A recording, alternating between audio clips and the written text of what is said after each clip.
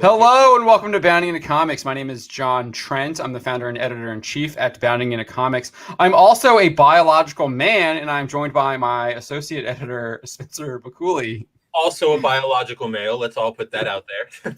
Word now, just so everybody knows. Yeah. The reason why we're saying that is because I got a Daily Stupid a video in pending because it's been demonetized and we're waiting for that to go back. And I think that is the reason why it's been demonetized, because we're covering a biological male story. Always. They probably didn't like that I read the tweet in the video. Yeah. Which is literally news because it's on every other news site out there. And then we also have Don, our co-host, with us. Howdy. Are you also a biological male? Do you want to declare that? I you don't am want to. biological, and I am super straight. Apparently, that's. Oh yeah, the hashtag super straight. Super straight. Yeah, you are the bell ringer. You are the bell ringer. All right, so we are actually here to talk about Cowboy Bebop Episode 4, Gateway Shuffle. We missed last week because I just had a lot of stuff happening on my end, admin stuff going on. So that's why we didn't do that. Plus, I didn't want it to kill one of my other videos that I was going to upload. But we're back this week. That's the problem we always run into, is that typically we publish a video probably normally in the 2 hours preceding the stream. So then it gets completely killed by the algo because you upload. Yeah. I see we got some folks in the chat. We got the evolved form of Lopter, and we got Drew Taylor. Supreme Heretic is with us.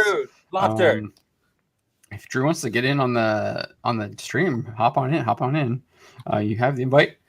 So this is Gateway Shuffle Episode 4. This will probably be our last Cowboy Bebop. It's sad. It'll be one of our last ones until after My Hero. I guess then we might pick it back up because My Hero starts next week, the 26th. So I got a deadline on my video. I got to get on that, and I haven't made any progress. So I got to pick that up. But yeah, so let's just hop into this. I will go. Let's just do some early reactions. I thought this was a fantastic episode. I really enjoyed this one. I thought it had the most complex plot. I thought there were some really nice twists and turns. We got a little bit where instead of Spike doing the chasing, he's the one being chased there for a little bit, or at least racing against the clock. So I like that. We got some we got to a little bit more world building. We were introduced to Ganymede, that's a moon of Jupiter, right? I believe. Yeah. So I know that just from Gundam because they used to too. So we get introduced to Ganymede. We learn about some politics. That there's crazy whack jobs in Cowboy Bebop too. And I just found the villains still timely. Completely and still today. So I really, really enjoyed this. I thought the spaceship scenes were awesome. I love the chase scene. They were. I loved the design again of the wherever that space stations they were at the very beginning. I thought that was a really cool. Again, it had the centrifugal force that you mentioned that you've been mentioning the past couple episodes, Don. The opening was we'll get to it, but I really thought the opening with the conversation between Jet and Spike about the space rat. I love that. That's super. It's such a good piece of modern satire of society. I love that. Yeah, it was a fantastic commentary on high society, which I think you can still. It's still relevant today. It's 100% still relevant. Because the comparison was great, so I love that. Yeah, I think this is my favorite episode so far. I really like this episode a lot. And we get to see more Faye. We get to see. I mean, we get to see more of Jet and his connections, and more of his history, and then just kind of really we get to see how the wheels are greased a lot of times, and I think it was just I mean, it was a really great episode, and I think it's timely because I mean, we're talking about all these kind of like socio-political things that happened in the show, and they're still happening today. So it has a lot of like timelessness to it as well with the themes that it touches on. So and it wasn't hitting you over the head on them. It's just like I said, there were timeless themes, and it was in the background. It takes those timeless themes and it puts them into the world of the show. Yes, instead of about to say that, yeah. Like doing a random who was president at this time, like Clinton. So like a random jab at President Clinton would have been like super weird, or the Japanese Prime Minister at the time, or at the Prime Minister rather. Like it would have been super weird, but they don't. They keep it in universe. And I loved the character designs too, especially of the Twinkle Maria Murdoch. I loved her design. She was very Disney villain. She had like a Cruella de Vil vibe for me. Cruella? Yeah, no Cruella. Yeah, Cruella. She reminded me a lot of Cruella, like the design. The wicked, the evil stepmother in Cinderella. Oh, that's probably more apt. Yeah, I can see that. Leon is calling her Ma Beagle. Is that what they were calling her? I know they just called her Mom and Mother a lot. Yeah. Wait, are you thinking about DuckTales, Leon K?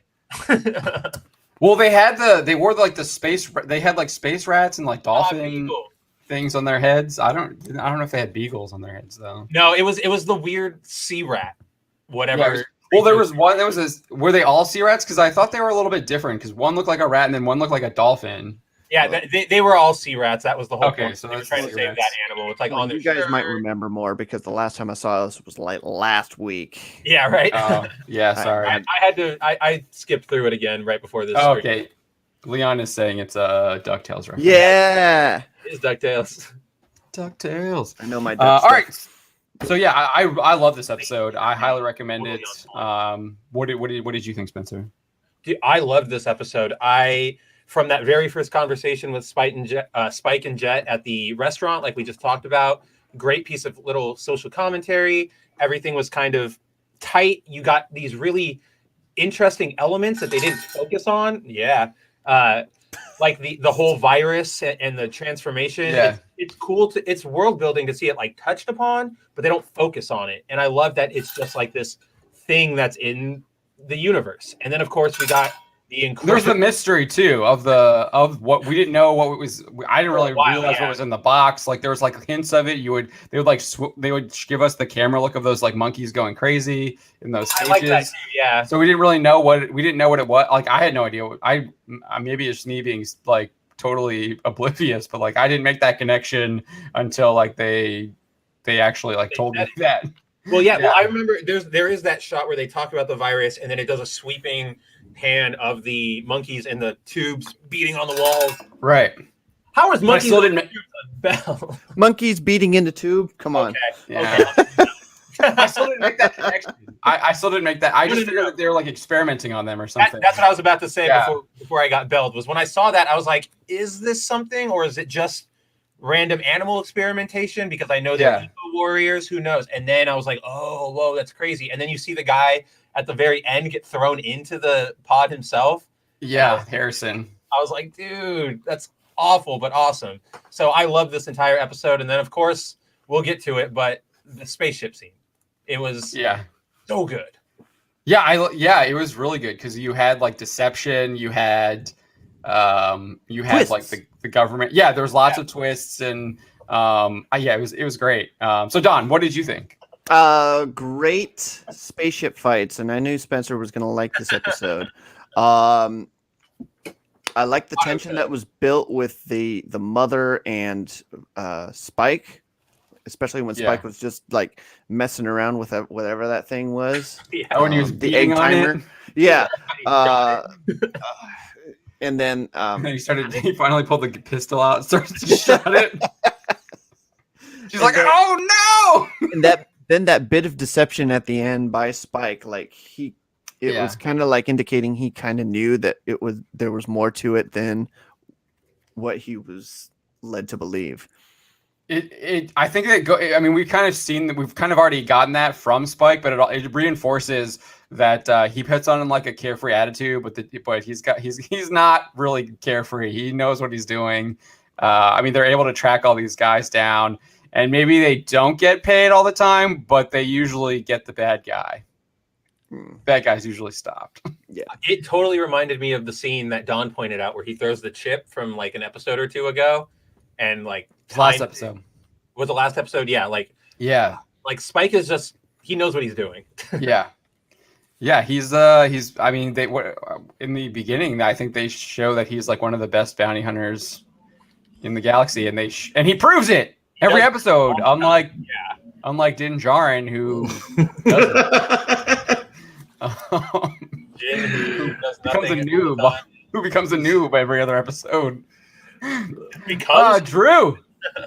Hey, what's up, boys? Hey, we Man, missed you. We missed you on Wednesday. yeah, I got back from doing my talk show, man, and I completely like boomered it and passed out. So that's on me.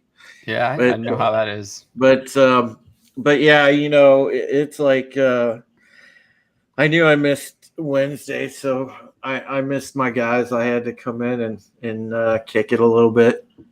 Yeah, a few things happened on Wednesday if you didn't notice. Yeah, a few things. Yeah, you think? Jeez, oh man. That video I put out though is doing good. That rant, a lot of people liked it because I just got real about it. I'm like, all right, well, this is one of the real issues. And look, truth be told, I talked to Spencer about this, and I'm trying to and Don, I wanted to like get you in on it too, because I want to do a future stream and get a lot of people in the Asian community together and like talk about the issue of violence in the Asian community and why we're pissed off that, you know, all the mainstream entertainment and also the fact that the news media and, you know, the people in power in across the globe really are using us as political pawns. And listen, you know I'm proud of my Asian heritage. I ain't the one for being used as a political pawn. Thank you. Yeah, dude, you should have been there on Wednesday. We got into it. Yeah, we're sticking true to what I said a couple weeks ago that we got to talk about this stuff because I mean, we're seeing it. Funimation is issuing statements about it. It affects what's happening in the entertainment world. We can't just ignore it. And that's why we're watching. That's why we're doing this review as well, because it does affect what happens in our entertainment. And they fired Gina Carano for it. That's why we started reviewing Cowboy Bebop. But it cast Faye as a Steven Universe character. Yeah. Discount That's why we have this. well, you know, that's why I'm glad that you guys are doing, you know, at least like classic anime stuff like that, because, you know, me doing the Battlestar stuff, you know, yeah, Don with the Pokemon, there you go. but you know the thing is, unwrapping stream. If we don't go unwrap, if we don't go and at least let people know, hey, you know, it is all right to dig back into the bin of classics, because you know what, maybe you missed it the first time around, and let people know that you can still go back and find escapist entertainment. You may not find it current day, you may not find it going forward, but you could go back and find it, at least for now, till they try and suppress it, which they are already. But you know, it's just I mean, I've been in a really pissed off, motivated mood lately because, you know, mainly, like I said, and John, you know me, I'm very proud of my heritage, and I just it really makes me upset.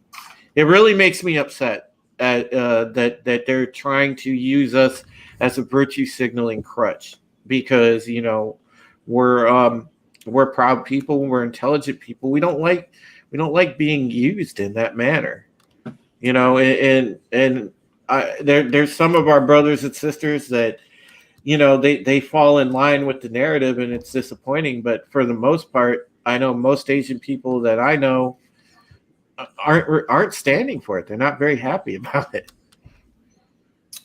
No, I mean, I was I mean, we're getting a little sidetracked here, but I was talking to Spencer on the stream on Wednesday and Don about. I mean, it looks like it's June all over again. The statements are all, instead of BLM, it's AAPI. It's the exact same statements, just switch it out. Like it's literally what it is, and you're seeing it from all the corporations and all the talking points. I'm just like, am I living in the Matrix and this is like the glitch because we got the same statement with just a different one different word in there. Hollow. It's just also hollow, especially because what I said on Wednesday. Until we're ready to have an honest conversation about who is actually perpetrating and who is attacking us, we're never going. It's all lip service. So the whole thing, not only is it lip service, but they're using these horrific murders to honestly come after white people. There was when literally 2 white people were killed. There was a Latino person too. Yeah. It was 1 white person and 1 Latino. Is that new today then? Oh, 1 white man and 1 Latino man. Oh, so it's 2 men now. But this was like the perfect thing. But the funny part of it is the whole thing fell apart when they looked into the guy because he was a white guy, but he wasn't the trifecta they hoped for. They wanted the Trump supporter, white supremacist, whole 9 yards kind of dude that they could just say, "Oh, look, this is the kind of person we're warning you about," and they didn't get that. Yeah, if you actually listen to the police press conferences, which I listened to the one yesterday and the day before, they probably gave one today. I haven't heard it, so I guess that's where they gave out the other identities, I guess, in Cherokee County, because I know the ones in Atlanta where it was they said it was 4 Asian women, I believe, in Atlanta, but in the Cherokee County one, I guess. I thought the sheriff had said there were 2 white people in that. So I guess there was a Latino in there too. So but Gonzalez or something. Even in those things, they still don't have a motive. They're like, they've literally said, we don't know a motive. We're still doing our investigation. Hold your questions. But even with the police saying that, the media. Well, I don't even want to the blue checks on Twitter and the celebrities are all pushing that narrative. So it doesn't even matter what the facts are. They are already creating that narrative, and that's what the narrative that's out there now already. That I guess normies are seeing, but we've totally gotten away from the. But you know what? Listen, I didn't mean to come in and derail, but it's good. It's good to get a little serious about it because that's like I said. I'm just waiting for somebody to go on that video of mine and make a comment. I'm waiting for because you know that it's coming. Somebody is going to go on there and go in the comment section and say, oh, you're a racist, blah blah blah, because I just called it as I saw it. But because, there's countless video evidence to back me up, by the way, because if you haven't seen the altercation from Philly, where the one gentleman of a certain racial persuasion just absolutely tries to throw a brick inside this dude's car and then tries to pull him out the car, beat him within the inch of his life. We were absolutely disgusting.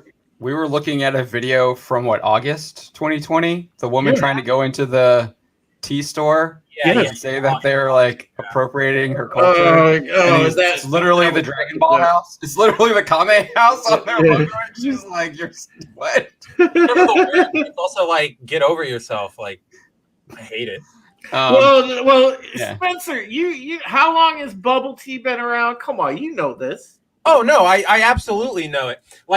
The lady's issue is that the boba place is named Boba Trap House. Yeah. And so she's like, "You're appropriating Black culture," and it's like, dude, the Trap House is literally a drug den. It's a slang term. Get over it. For a drug den. Yeah. Hey. I don't know. Why would you even it's so insane to think that they're appropriating a name for a drug den. And the Japanese note insane. the note for Japanese culture, trap means something completely different. Well, I will say this though, because if you like start getting into drinking bubble tea, boba tea, whatever on a regular basis, man, it is like a drug. No lie, it's really good, but no, Well, but honestly, yeah. I mean, I agree with you, John. It's just funny because you would think then. So she's essentially saying, she's proud of drug culture being one of the forefront symbols of Black culture. It's like, no, you don't want to own that as a symbol of pride. in the video, there's another guy who's like telling her to just like shut up, and she starts calling her a racial slur, or she starts calling him a racial slur. Yeah, I know. Like, it's just like, it's crazy. No, dude, that's oh god, that woman was just it's absolutely crazy. All right. Okay. Do we want to get back to the review, or yeah? I'm sorry. I don't want to derail you guys anymore. Go get back to what you were. Did you watch this episode? No, I actually didn't get a chance to catch it. I watched Falcon and the Winter Soldier though. I went through and got clips. It looked okay. When I was like scanning through, it looked generic. It was very slow moving, and there was just a lot of Sam going to see his family, Bucky kind of making buddies with this older Asian man, and then I guess for whatever bartender. I saw the bartender. She pulled out like a Battleship game or something. Yeah, they were. Oh yeah, yes, Don, yes. God, she was the smoking one. That's the only positive of the episode, by the way. But it was just very slow, boring, and yeah, it was very boring. And presumably Bucky set off to find out the answers for that old man on why his son died or whatever. So that was basically the thing, establishing that whole thing, and they touched a little on the mysterious guy in that mask, those one villains, which by the way they look very generic. Like I mean, it's the most generic thing. It almost looks like a painted over Jason mask that they're wearing. I think they have a hand on their face, and it's like a globe. It's supposed to be like a map. Yeah, it's a freaking Urukai, pretty much. What's his name?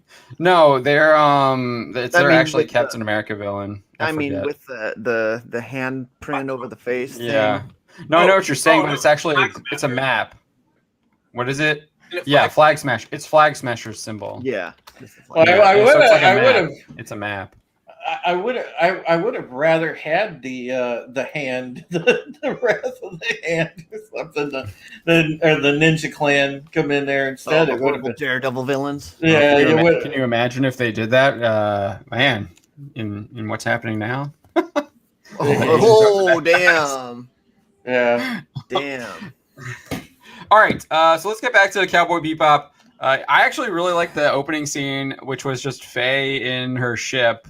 And she's just like sitting there like out of fuel, trying to like track people down. Like she's drank her last whatever last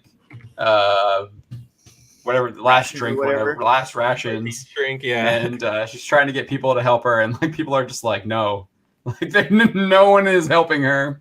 And then she eventually is able to find the. It switches to the. It switches to the port or whatever it is, the little town on the asteroid or whatever it is.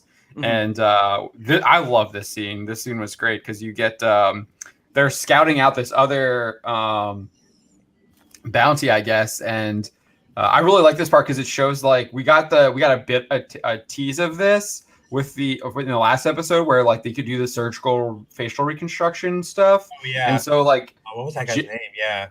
Jet has like a freaking like Bond spyglass. He's like freaking Q over here. I love that little device where he like looks past.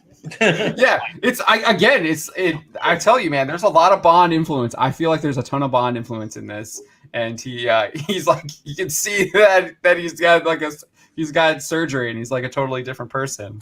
And so they're scoping him out, and then they're talking about the sea rats, and Spike's like, yeah, so is sea rat any good? And because he was like, I want to order the most expensive thing on the menu, and I guess sea rat's the most expensive thing. And Jet's like, he's like, no, it's like it tastes like crap, but people still eat it. Yeah, people still eat it because it's a sign of like being in high society. And then Spike's like, I'll have lobster, thank you. And I just like a lobster miso, dude. That sounded great. Yeah. Which I just thought it was such a great piece of commentary, because it's just like people eat like nasty, disgusting stuff just to try and like fit in with the Joneses, or try and show that they're like part of like the high society. Like, and rich people eat trash. Rich people eat the parts of the food that we're supposed to throw away. Yeah. So, and I really like that. And Spike showed that he's like kind of his disdain for that too, and then he's like not part of that, while by like specifically ordering something else. He specifically does not order that, which I liked. I really like that. And then things go like this. Things go haywire. Like the show kind of like it takes you for a spin. You think like they're going after this guy. There's going to be a chase, and then we get like we switch to these guys eating dinner with this like old lady, and they're calling her mom, and it's just like they're talking about how like some mission went wrong, and you're just like, what? Why are we even seeing these people? What's going on? And then all of a sudden, the guy that they're tracking is like, hey waiter, where's my sea rat? Being a complete jackass to everybody. And then just like mow them down with their freaking Uzis. So brutal. Just imagine like a group of people just approaching you at dinner and then just mowing you down. It reminded me of the dinner scene from Dark Knight a little bit, even though they don't mow them down, but he like takes over the high society party. And it's almost like they were in there because they kill everyone else. It's not just him.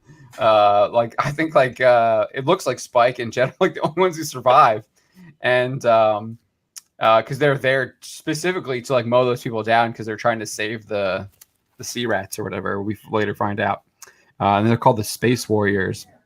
But cool, yeah, I thought that was like really cool, because like you got to see how like adaptive Spike and Jet were, because they're just like. Spike's like Jet's like, I recognize that woman somewhere. Where is she from? Like, it's another bounty. Yeah. He's like, and she's worth way more than that guy. It's like, and then Spike's like, all right, great, we got her. And he's just like, gun to the head. And they got her so easy. That's so yeah. Great. And I like how there was a little bit of a standoff and everything. And you got like the character. The characterization of Twinkle Maria Murdoch was absolutely fantastic in that scene, because she's like calm as a cucumber. She's like, no, don't worry, follow the plan. And like you see that her like sons or whatever are a little upset, fretting, because she's literally the one who like tells them what to do. You could they know what's going on. That's very apparent too. And then but she's like, do you know what to do? Like we've talked about this, blah blah blah. And so I really like that. I like that there's a moment in that scene, because then Twinkle is like, you guys go, you know what to do. And they're in the elevator and they're about to leave. And then one of her sons like lifts up his mask and he's like, Mom, don't do it. And I'm like, oh my gosh. It's Harrison, because she says that he's still going to be punished when she gets back. I know, but then he like lifts. I'm like, dude, you just gave yourself away. Yeah. Which they were already... They didn't have their masks on anyways, so when they were eating beforehand. That's true. So I feel like true. Yeah. Then I think it switches over to Faye, and then she discovers like to the abandoned. Yeah. Somehow she's able to get over like that. That's probably like a minor issue. She has no gas. How did she get over there? I guess at the end slowly. I had to presume that, like Don said, that she just floated into it. It is one moment of very like plot convenience. Yeah, I guess I mean it's not hard to assume that she wouldn't be able to do that, because we know from last episode she's pretty cunning, conniving. She'd probably be able to figure out how to get over there. Oh yeah. Find a way with her ship and stuff like that, and she finds the virus. And I didn't notice this until I kind of went back. They actually talk about how while they're at the dinner party, like there's like a little bit of dialogue where they say like, oh, this guy was like a traitor. And then I didn't put them. When I was first viewing, I didn't put them together, and it's just like, oh, they're foreshadowing this already in that little piece of dialogue at the dinner table. And that's just such fantastic writing when you find those little things that they were already they were all like you could see the connective tissue there, and I thought that was really good too. It's that subtle storytelling. They don't have to throw it in your face or like zoom in on the traitor and say like, there's a traitor among us. Like it's just. It doesn't insult you, essentially. Right. Well, you also don't know really what they're talking about because, like I said, I was like, why are we seeing these people? Like, what's going on? So you're like half paying attention to what they're doing. I just thought they were going to be like I thought she was going to be a Karen, almost like annoyed at the guy, and then like she was, but she like took it to a whole nother level, obviously.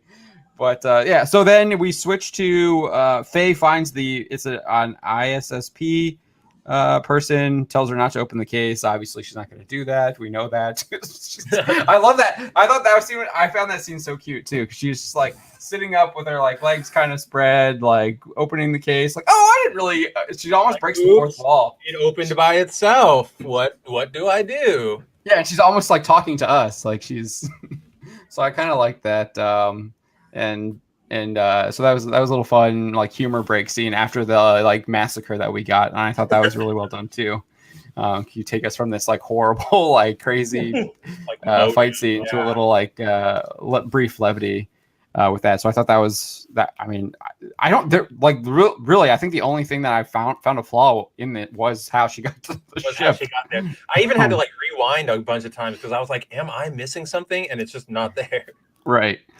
Then we get so then like this was actually kind of interesting too because we got to really see kind of how we haven't really seen any like the political figures and stuff. We just know that like the governments are the ones that Spike arrests people for, and but we find out that the governments are pretty corrupt and are easily manipulated by crazy terror groups. What's that, Don? Did you say something? No. Oh, I thought I heard something. Okay, You mean kind of like our government now? Like every government ever. Yeah. Well, but yeah. So I mean the way the politician guy was totally his characterization was like weak. I felt like he was always sweating. He really didn't know what he was doing. Yeah, because he was being held hostage by terrorists, essentially. Right. Yeah. Right. Like not physically, but the planet or the moon was.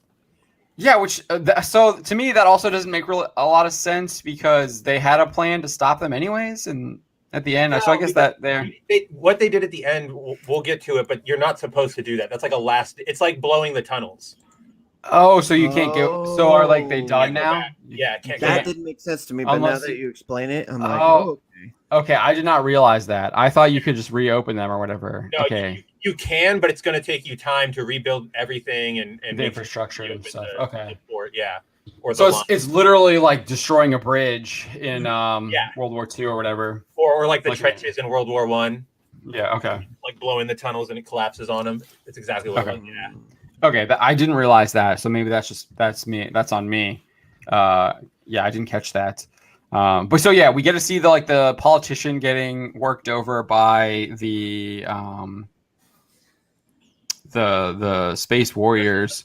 But that's I guess that takes place a little bit after Jet finds out that the bounty has been removed from Twinkle. They take Ma onto the ship and they find Faye, which is great because Faye sends out like a distress signal, and then she finds the ship and she's like, "Hey, I know you see me.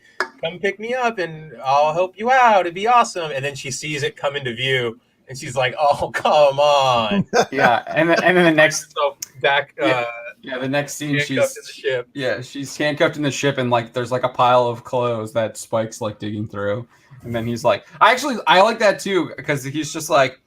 He's like, look at this. It's all a bunch of crap. And then he just kind of glances over and he's like, oh, what is this? And then he pulls the thing out. And then you get the look from what's her name? Murdoch.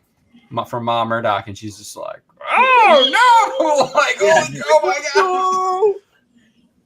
god! So you know that's a bad news there.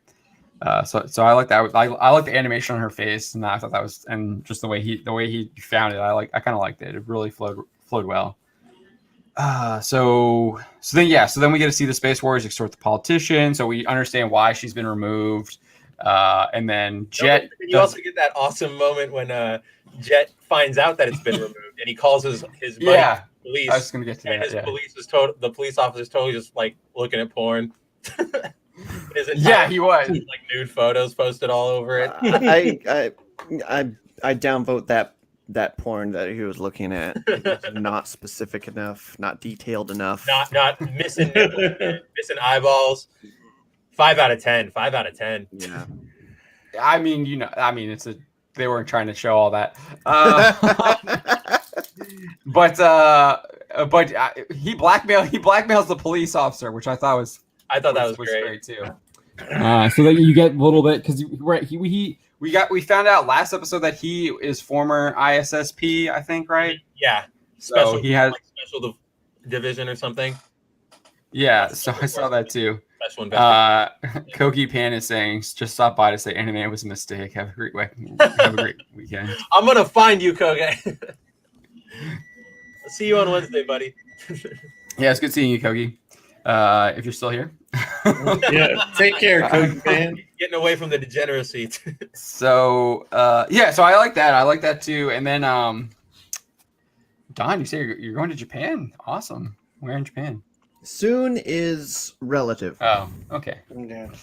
I want to go to Universal Studios. With Mario Land. Yeah, Nintendo Mario Land. Yeah. Gosh. But okay, so then we actually find out about the virus, right? We find out that it's called monkey business, and that Harrison is the one who's going to get like experimented on, and we really find out. I still didn't realize what it was. Like, I knew it was called like monkey business, and I didn't realize. I maybe this was just me, but like I didn't realize that it was going to like it was like a degenerate or a degeneracy. Devolve like thing to devolve you into like a monkey or whatever. I thought it was just something that like makes you go berserk, and I thought the monkeys they had in the we're just monkeys cages were just that's what I thought, and then it's like you find out that it's like it affects, like, it manipulates human DNA to put you down into that devolution state, and you're just like, holy crap, they literally have like 6 other people here, and that they're probably just other Space Warrior people that this is my assumption, because Harrison gets stuck in there, and I was just like, they're just other Space Warrior people that she that could be. You're right. She was using to do it, and that just made like Ma just like much more of like a horrible, evil figure with the characterization on there. Over it, but we learned in the very beginning that the whole Space Warriors, they used to be just protesters, like they were annoying, but they didn't really do anything, and then Ma joins. And it gets violent. Yeah, she takes over the organization and makes them terrorist groups. Who, but she, what I think was so scary about her is that she doesn't actually think what she's doing is wrong. She is like, she thinks she's righteous in what she's doing, and everything she's doing is right. And I thought that was just, I mean, that's still relevant to a lot of those people today. I mean. Obviously I don't think we're not seeing, they're not doing acts like Ma is, but not yet. The Raylo bombings of 2021. Yeah, but just I thought it was just her being that righteous villain, and doesn't think, not thinking that she's a villain. But then there was like, you get the snide comment from Spike, because she says that what does she say? She says something about like we're like warriors of peace. Yeah, that's what she says. She says we're warriors of peace, and Spike's like, we've seen how peaceful you are, and I was just like, yeah, like great, thank you. Yeah, just like just calling like, you're not peaceful. Like, are you kidding me? I just saw you like wipe out an entire restaurant. Like, you're not peaceful. One dude who was just being rude, apparently. Yeah, or wanted to eat a space rat. Yeah. Which means they would have shot up anybody. Like, imagine if there was a family and it was just like, oh yeah, my son will have the space rat. Well, that's why I thought it was. That's why I was describing it as the Joker scene, because it was all high society people in there, and I think they went in there to kill them. Like, I think that was their whole thing. Oh, I didn't put that together. You're probably right. Because, and they just Mike and Jet are really the only two who are out of place, but they're there for the mission. Yeah, to get the guy. Yeah, that's just. I mean, it wasn't clear, but that was just my assumption. I think you're totally right, actually. Yeah. So then we get we get to see those white government ships again from the first episode, and we get to see them up close, right? Yep, Were they the same ships? More police, yeah. So I like that. I like seeing that. Those designs are like really cool. But it made me laugh again because for like the fourth episode in a row, I think it's like the cops like superpower. They just are there. It's like they always know where to go. I thought they were tracking the ship. I thought they gave an explanation on that one. They were broadcasting the signal or whatever. Oh, I didn't catch it. Because they let her go, remember, and then they track her. They say, "Oh, yeah." I'm not talking about. There's another moment where there's a bunch of police ships around like another ship. It might be at the very end. I might be confused. Okay. Yeah, because I thought because Spike and Jet give her up, and then they track her or whatever, and that's how they. And then you get some really awesome subterfuge there, because obviously Ma's not an idiot, and she uses her devolved monkeys as a decoy. It's literally a car bomb. It's literally a car bomb. Yeah, and then blows up all the police. Just like blows them out of the sky. And then the police are basically like crippled, and you have to do, and then it's up to Spike and Faye, who is actually supposed to still be tied up, but she somehow like tied Ein up, which is hilarious. I love that. Like Ein, the dog, is handcuffs tied on up. Yeah. So I thought that was really funny too.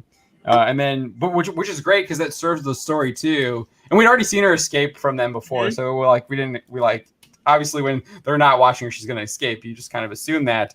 But then we get this. I thought this scene was great. She starts like, you need it because like Spike's able to like destroy the like you think it's one missile, like right? He's only got one missile, but then obviously we know with like which if you know anything about like nuclear warheads, they deploy multiple. They have like multiple deployments, and you see that in this episode too. It's very similar with the multiple deployments, and so it shoots out like 4 other missiles, and Spike's able to get like 3 of them down or whatever, but he can't like recharge his gun because he's got like a single shot cannon.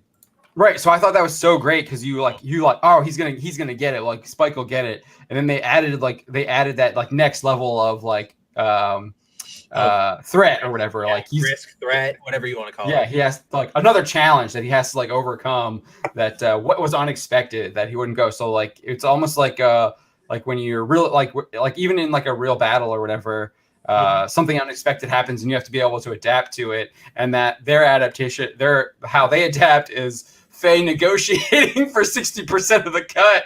If they get it the last one, yeah, and they're just like, yeah, do it, let's go, like we got to do it, and then she's able to. She actually doesn't get it either. I think does she get one of them? No, she's too late, right? She goes for that last one. Yeah, and then it goes next level scatter. Yeah, it opens up like 40 different little salvos. Right. And so instead of them chasing the missile, it turns into them because then Ganymede is like, we're closing the wormhole or whatever it is, the hyperspace gates, hyperspace highway, and so it went from them chasing the missiles to them having to beat the clock before it closes. And I love that. That was so well. The tension was so well done because you weren't sure whether or not they were going to make it. There's like legit. You felt that legit danger. Like, are they going to make it out, or like, are they going to get stuck here and then somehow figure out a way to find their way out too? So I love that. I love that there was real tensions, real stakes for both the hero, for both like Faye and Spike, and they did that with like Jet saying like, you got to go faster, like you need to get out, like, and they would do that a couple times, and then you get Jet flying through, like, and I wasn't even sure, like some of it I was just like, where is like I wasn't sure if like Faye was going the other way because she had just launched from the ship, Yeah. So like she might have like been trying to go backwards, and then at the end she like comes through like right after like Jet. So I really like that. Like how that was so dramatic. And I loved the little effect they had when Spike was in the wormhole and he turns around and he like shreds up against it. I love that. Like I always love the idea of something like hyperspace or the Speed Force being almost like a different area, even though you're in the same space. You know what I mean? Like I love that. Wait, so did they get back to Jet's ship or the main ship that Jet was on? Because I remember they entered into one part of the wormhole, and then I vaguely remember because this last week they escaped through the other end of the wormhole, and they saw. They never show him get back. It just like you see. That's the assumption. Yeah, you see because you see the Afterwards. end where Ma loses the virus, and then it just cuts to them all on the Bebop. Yeah, because that last scene, all I see is like the after effect of the missiles coming through, and then you're like, oh shit, they still got through. But then they explain, no, it's essentially the missiles in another realm. Yeah, I really like that too. Didn't you study physics? It was great. Like, didn't you pay your high school physics class? I love that. I was like, because that just makes it like a fact of the world. Like everybody knows. It was exposition made as a joke, which was fantastic as a piece of levity. In that. And they did another good job with I thought they did a good job with the exposition with the Space Warriors as well, how they described them and like showing them what they did, and it was very brief. I like how they weave in the exposition into the narrative, or like that part, like making it a joke or a brief moment of brevity. It all feels like it's kind of like what we were talking about at the beginning. Everything feels very natural, and there's no like, I need to exposition dump on you or anything very like. Or there's no like plot armor or it just nothing. There's nothing there that like breaks the narrative in order to do something. I guess I'm saying this completely wrong. But it flows. Yes, the flow doesn't get disrupted by anything that's like, wait, here's exposition, and I love that. Yeah, the exposition is interwoven into the story, which is fantastic.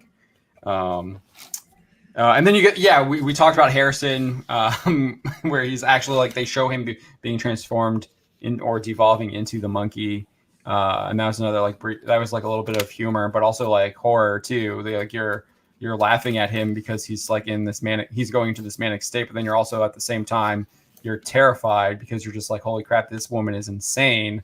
And she's doing this to a guy who calls her mom, meaning they think of themselves as her son, and she's just like they have all this loyalty for her, and she doesn't care. They're just tools to her. Yeah, and we don't even know what he did wrong. But you know he did something wrong, and he's getting punished for it. So that was great. Yeah, but I think this was I love this episode. It was really good. I think that's pretty much it at the end. Oh no, at the end we get Faye's like we get a little bit of brief humor. Faye's like, well, we might not have gotten anything this time, but we'll get it next time. And so she's like, she's just casually joining the crew, and she's like, I'm gonna go take a shower now. See ya. And then you get Spike and Jet saying, no comment. I don't have an opinion on this. And Spike's like, well, did she just say she's going to take a shower in our shower? And he's like, I don't have an opinion. Taking like a 10-hour shower. Is that okay? And he's like, I don't. He's like, and then Spike's like, I guess I got to do it then. And then you hear like a thunk, and then it like cuts to the end. I think the end theme. It cuts to the action figure of the sea rat, and then it goes to the end. Yeah. Wait, it does. That they don't have a shower. No, the implication was they do have a shower, but it's like because they have to pay for the water and everything to keep it running. They don't want her taking a long ass shower. Oh, right. Yeah, and I also got at the fact that like they didn't want her on the team either. It's like you're not just like joining our team. And she just invites herself in, basically. Right. And Jet's just like, no comment. I don't have an opinion. He's just leaving it all to Spike. He's putting all the responsibility on Spike. But there also could be like some bell ringing innuendo there too, because it does show like a bath toy, I guess, right? Maybe. I don't know. I don't know. I didn't see it that way. Weird, right? Wow. I mean, You of all people. I don't think I didn't see it that way either. I'm just looking at it that you might see it that way. But when I was watching it, I didn't see it that way either. Listen, I'm not an incel. Yeah. I mean, I got it. So You're just Cell. no, we know. I'm just cell. Yeah, you absorb androids to create your perfect form. But all right, so let's go around. We'll start with you, Dom. What was final thoughts and score? A very entertaining episode compared to the thing that I saw yesterday night. If the thing I saw yesterday night, Which this is morning, Falcon. whatever, midnight. Freaking Falcon and the Winter Soldier, such a piss poor. So writing is on the chart, you, man. off the chart. Just That bad, huh? they need to go back to school or something, or they need to learn from these guys. They know how the world works. They integrate the working of the world into the story. I really appreciate, how the physics of the world are used as a strategy each and every time in every single battle. Yeah. We saw that with the physics of the coin toss in the last episode. We see that in the using of the wormhole or the hyperspace tube in this episode. Although I need clarification on how to get back to Jet. I assume yeah. Jet just flies there. He's not going through But I would think with the rings being shut down, it would take a whole lot longer to get to that planet. Depending on where yeah. Yeah, I'm also wondering if there's another way besides the rings too that they can have some other like a if detour. or if there's some kind of fuel that they can use or something, or he uses another ring from another location. Yeah, so Yeah. instead of taking the 5, you take the Exactly, 15 to the 405 or 22. 15, 173, one of those. Anyway, Yeah. so I would like to have a little more explanation on that one, but otherwise, just using the rules of the world to create an interesting tension and dynamic in the action scenes is great. And then the psychological aspect of it, or Spike just playing around with this thing and causing that moment of tension with the mother of it. Yeah, we didn't even. Yeah, we did. I mean, Spencer mentioned it earlier, but we didn't even talk about that. So at the end, we didn't. Yeah, we didn't even talk about that part. So how they actually get them. So they do they get so the police are taken out. The way that the woman is actually taken out is because Spike had, before he turned her back over to the police to free her, he dropped the virus into her coat pocket. She didn't realize it. She's celebrating victory or whatever, I think, or seeming. No, she's pissed because she's angry that it failed. Okay.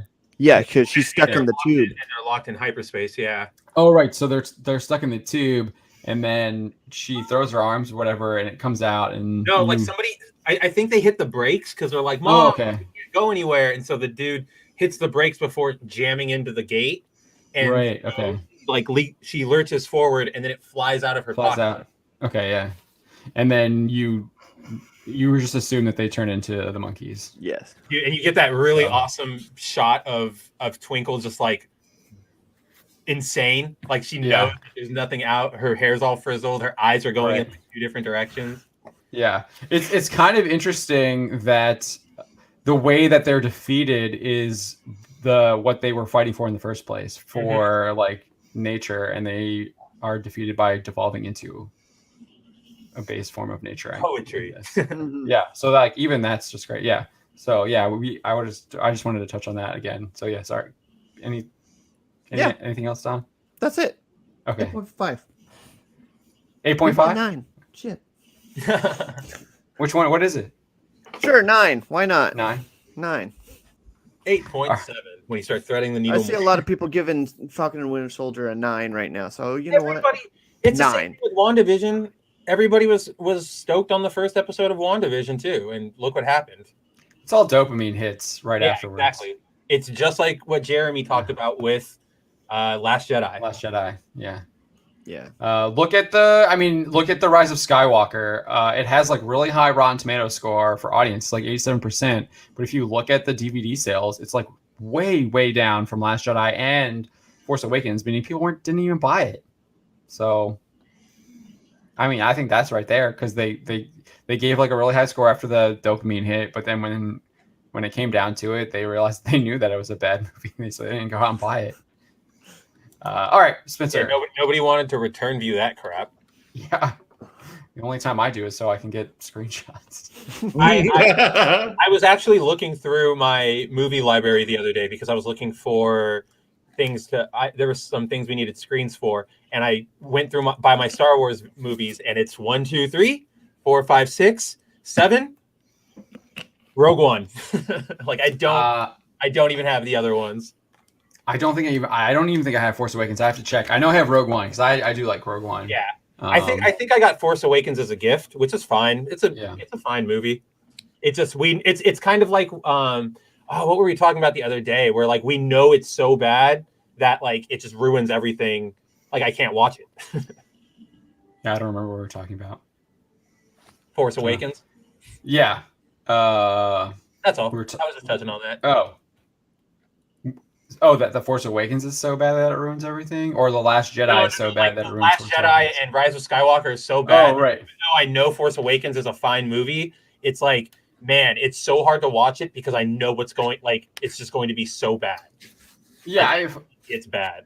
Force Awakens is still it's derivative too. No, it's that's what I'm saying. Like we've all touched it. It's derivative. Yeah, it's not great, but it's fine. It's fine. Okay. All right. Yeah. Cowboy Bebop. Cowboy Bebop. Final thoughts. Yeah. There's a lot.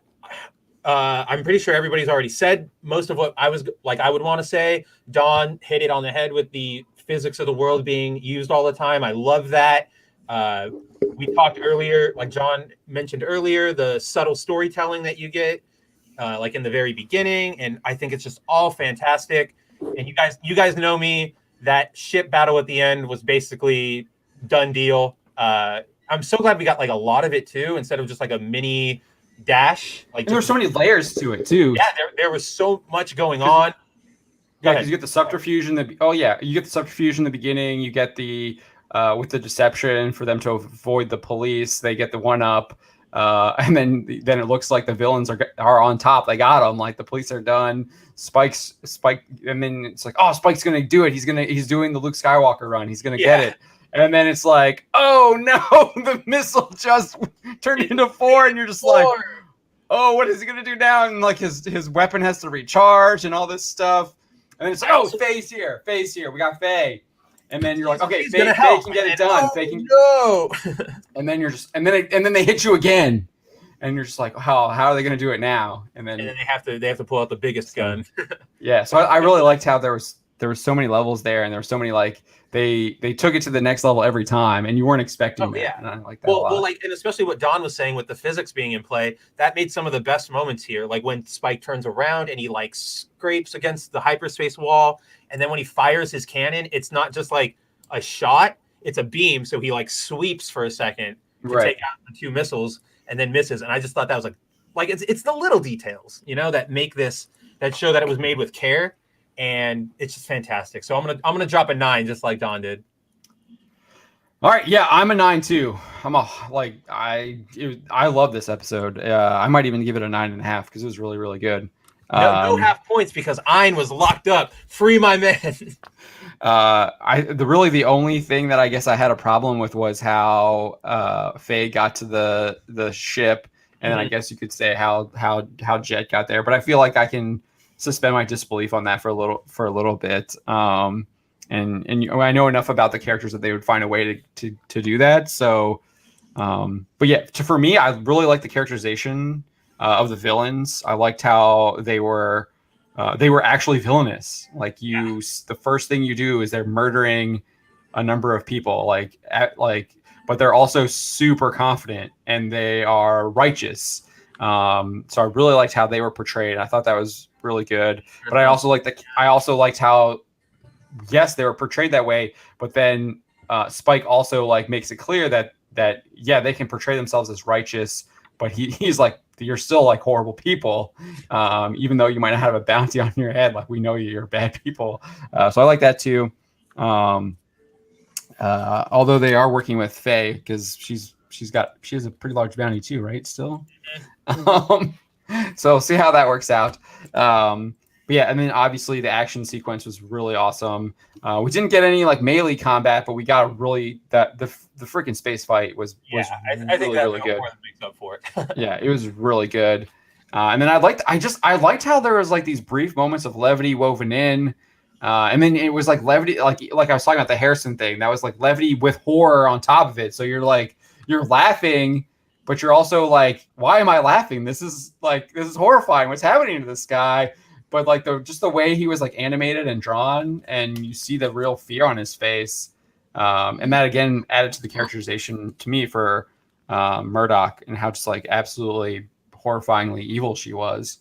And then like, just trying to describe her. That development is for one character in one episode. Yeah. Like, that's fantastic. Yeah. And then the way that she like described herself too, she's like, we are warriors of peace. And then you like, obviously she's massacred people. She's literally throwing her son into like a solitary confinement and like devolving him. So he's losing his humanity, like literally erasing his humanity. So yeah, it was really well done. And I mean, all the episodes have been really good so far, but this definitely was the best. And then the next one looks like we're going to get into some maybe longer form storytelling. It looks like we're going to be introducing to some new characters, and maybe looks like it's going to be introducing us to maybe a little bit of arc. But again, I really like how we're going to touch on more of that first scene that we saw in the very first episode, the like flashback that opened the series. Yes. Delving into that. Yes. But I really like how I really like how it's actually been Bounty of the Week stuff.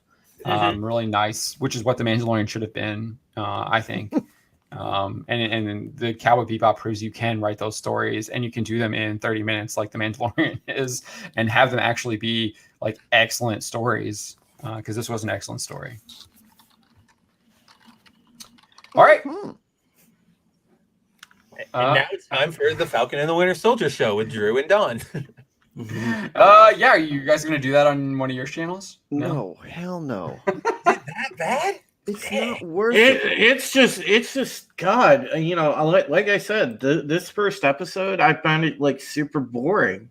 You know, there's a very cool sequence in the beginning of the episode where action sequence involving the Falcon, but other than that, it's just very mundane, boring, and it's like, damn, I mean, I don't want to sit there and watch 20 minutes of Sam arguing with his sister.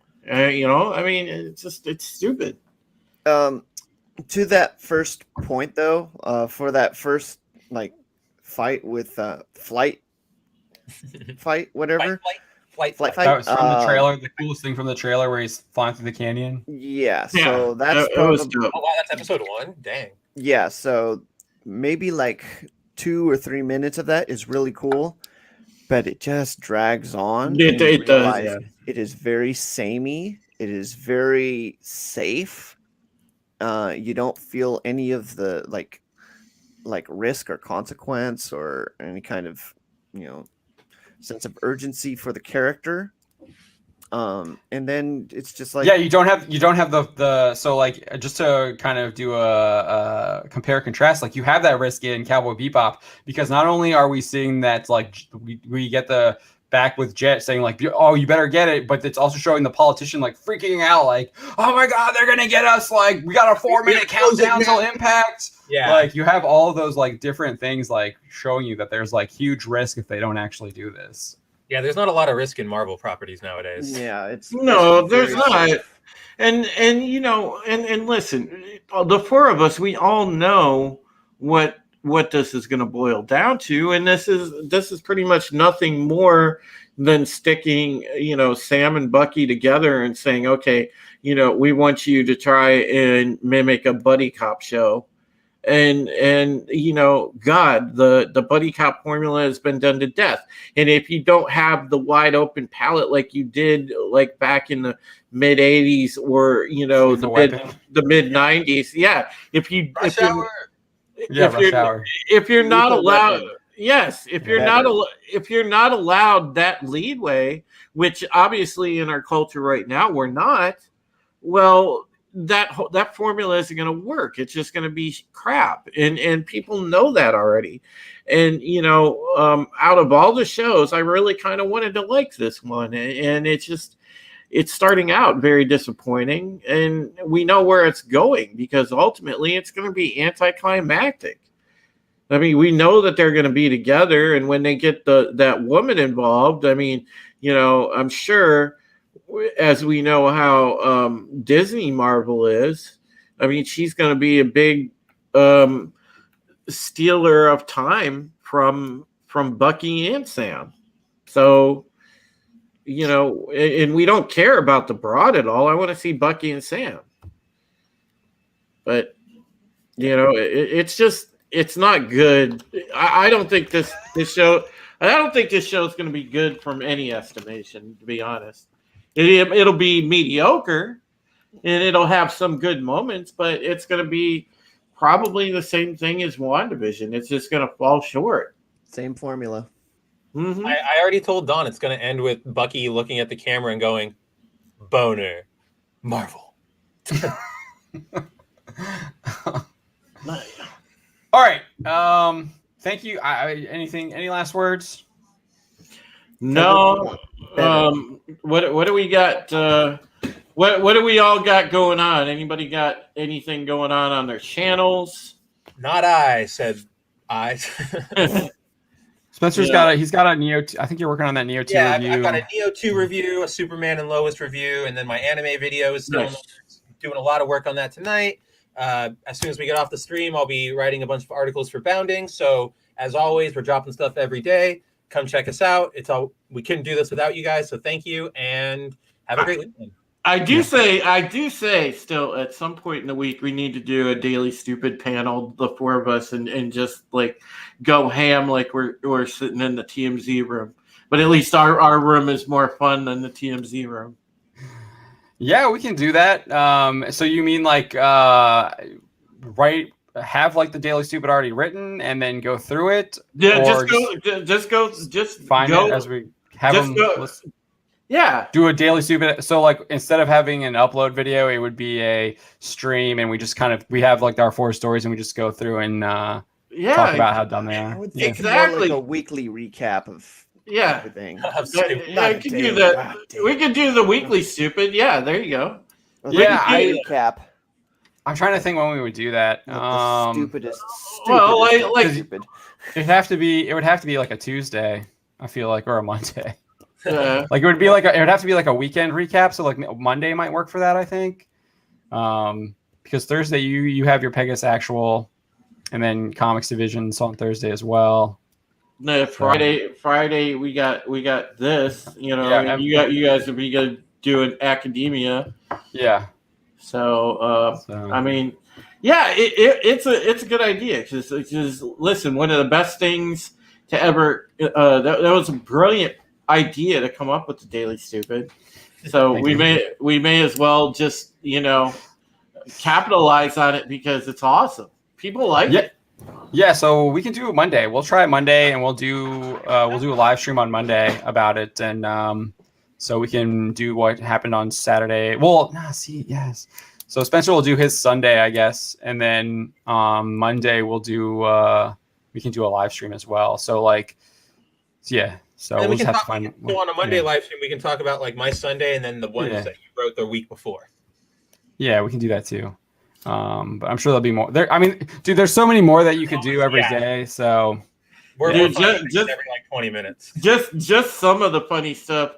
Oh God, John, I don't know if you got it in the video today, but like Biden tripping on Air Force One was hilarious. I've done. I saw that. I saw trying to blame the wind. I saw someone blame the wind. I saw that. Do you know the pathetic stuff I blame it on?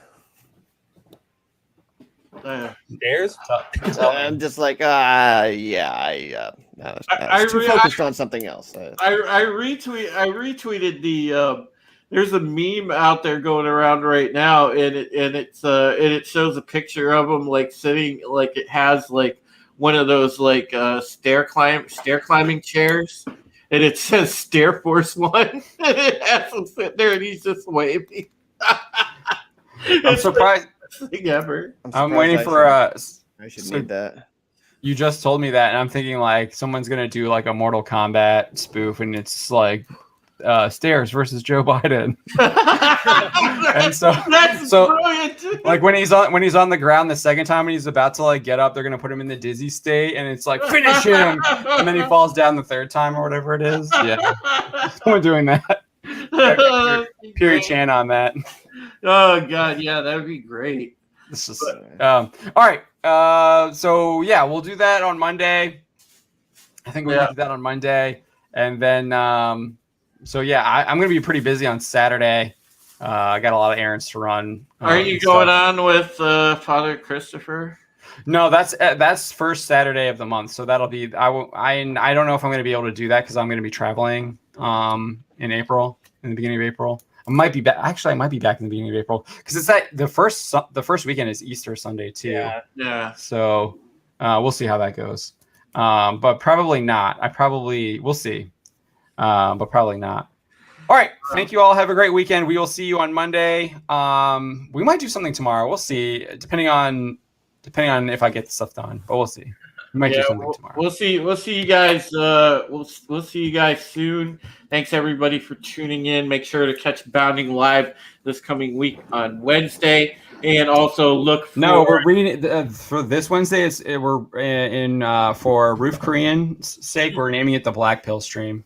Oh, okay. It's happening. The Black Pill Stream it is. So pay attention for that, and also Monday look for our new stream discussing the Daily Stupid. It's going to be fun. Yeah, it should be fun. Definitely. All right. Have a great weekend, guys. Bye. Take it easy. Night.